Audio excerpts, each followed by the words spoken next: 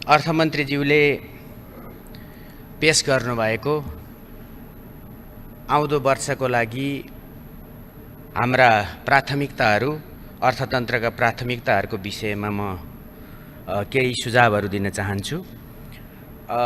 हुन त मलाई केही कुराहरू बोल्न थियो, मेरो आफ्नै बारेमा केही तथ्यहरू राख्नु छ, पाखण्डी प्रवृत्तिबारे बोल्नु छ, आर्थिक र राजनीतिक क्षेत्रका हत्या र प्रवृत्तिबारे पनि मैले बोल्नु छ र सँगै सामाजिक आर्थिक अनि राजनीतिक शुद्धताका केही मानकका बारेमा पनि खुल्ला बहस गर्न मन छ। समय मैले यस विषयमा पाएको होइन, त्यसैले सुशासन के हो, भ्रष्टाचार के हो, त्यस विरुद्धको अडान के हो र दृढता के हो, कमिसन के हो, यी विषयमा पनि मलाई बोल्न मन थियो र बोल्ने नै छु। त्यसको लागि म समय पनि माग गर्छु र मैले विशेष समय पाउनुपर्छ भन्ने पनि म माग राख्न चाहन्छु। दोस्रो, यतातिर म धेरै किन जान चाहन्न भने आजको विषय अर्को छ, म त्यसमा जान्छु। एउटा विचित्रको चलन छ, राम्रा कुराको प्रशंसा गर्न परेन, किनभने त्यो महापाप हुन्छ। सरकारले राम्रो गर्यो भनेर बोल्नु अपराध हुन्छ। तर पनि म बोल्छु, कोरोना विरुद्ध सरकारले निकै राम्रो काम गरेको छ। महाशक्ति राष्ट्रहरू, सुविधा सम्पन्नहरू, क्षमतावानहरू कमजोर भइरहँदा हाम्रो देशले आजसम्म एउटा मानिसलाई पनि त्यसले क्षति पुर्याउन सकेन, यो खुसीको कुरा हो। त्यसतर्फ पनि हामीले सरकारलाई धन्यवाद दिनुपर्छ भन्ने म ठान्छु। तर त्यो स्थापित मान्यताको विपरीत, राम्रो कुराको प्रशंसा गर्ने कुराको विपरीत जानुभन्दा परम्परागत मान्यतालाई पछ्याउँदा पनि राम्रै हुन्छ कि भन्ने पनि लाग्न सक्छ कसैलाई। तर म त्यसरी जान चाहन्न, हामीसित अरू कुनै विकल्प छैन र हामीले यसको चुनौतीको सामना गर्ने हो। अर्थमन्त्रीज्यूले जुन प्रकारको सैद्धान्तिक प्रस्तावना अगाडि सार्नु भएको छ, मूलभूत रूपमा त्यो अत्यन्त सान्दर्भिक छ। कसले पेश गर्यो भन्ने अर्थमा मुख बुङ्ग्याउनुको कुनै अर्थ र तुक म देख्दिन्न। तर त्यसमा पनि केही कुराहरू, मूलभूत कुराहरू समेटिएका छन्। त्यसलाई बढी इन्ह्यान्सिङ गर्ने कुरामा चाहिँ र केही अझ फोकस गर्नुपर्ने क्षेत्रहरूमा चाहिँ सोच्नुपर्छ भन्ने म ठान्छु। खास गरिकन कृषिमा टुटेको चेन अब कसरी स्थापित गर्छौँ, त्यो कुरा मुख्य फोकस त्यसमा हुनुपर्छ भन्ने लाग्छ। त्यसै गरी ऊर्जा र सञ्चार र खास गरिकन उद्योग, आफ्नो खपतलाई धान्न सक्ने उद्योगतर्फ हामी कसरी जान्छौँ र पर्यटनमा पनि म चाँदीको घेरा देख्छु। जसरी सरकारले कोरोना विरुद्ध काम गरिरहेको छ, यदि नेपालमा यसले कुनै पनि क्षति पुर्याउन सकेन भने नेपाल आकर्षणको एउटा नयाँ केन्द्र हुन्छ भन्ने म ठान्छु। त्यसैले त्यहाँ पनि अर्थमन्त्रीज्यूले पर्यटनलाई पनि फोकस गरेकै देख्दा मलाई खुसी लागेको छ। हुन त त्यसमा -16सम्म जान्छ भनेर भनिरहेका छन्, तर पनि यी चिजहरू राम्रैसित आएको छ र अर्थमन्त्रीज्यूले एउटा नयाँ कुरा अथवा त्यसमा एउटा साहस देखाए जस्तो लाग्छ। आगोले पोलेको घाउ आगोले नै सेकाउनुपर्छ। जुन जुन क्षेत्रमा चुनौती पैदा भएको छ, तिनै क्षेत्रलाई चलायमान गर्ने कुरातर्फ हामी जाँदैछौँ भन्ने यसले स्पष्ट बनाएको छ।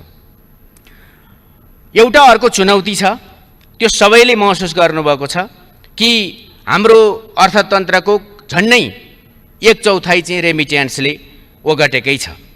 त्यसमा करिब 14देखि 20% को गिरावट आउने प्रक्षेपणहरू भइरहेका छन् र अन्तर्राष्ट्रिय क्षेत्रमा काम गरिरहेका नेपाली श्रमिकहरूले पनि ठुलो सङ्ख्यामा रोजगारी गुमाउनेछन्।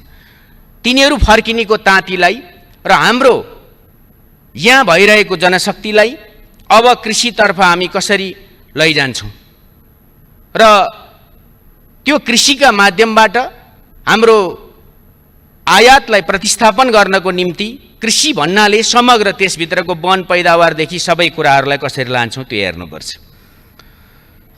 र यो 26% को जीडीपीमा योगदान रहेको यो क्षेत्र अलिकति बढ्दा चुनौतीपूर्ण नै छ। बत्ती बलिसकेको छ। हुन त मैले देखेको छु, अघि चाहिँ फेरि टाइमिङ पनि यहाँ अलिअलि त्यस्तै भएको थियो, तर पनि म छोटोमा राख्न चाहन्छु।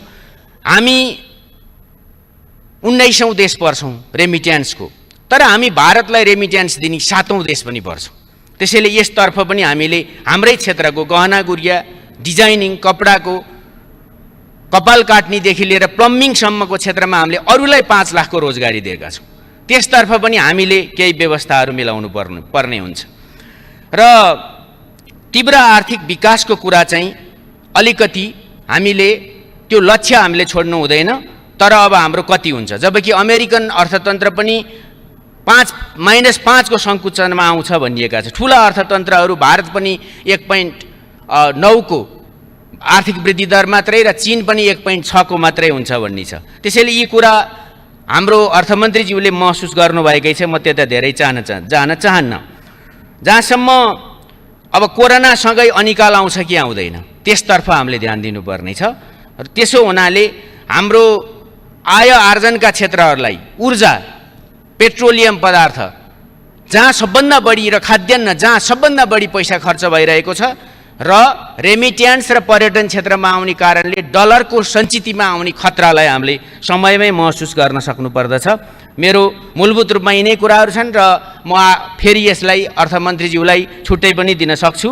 अन्तिममा एउटा कुरा भन्न चाहन्छु, निजी क्षेत्रलाई सँगै लिएर हिँड्नुपर्छ, तर निजी क्षेत्र इमान्दार हुनुपर्छ।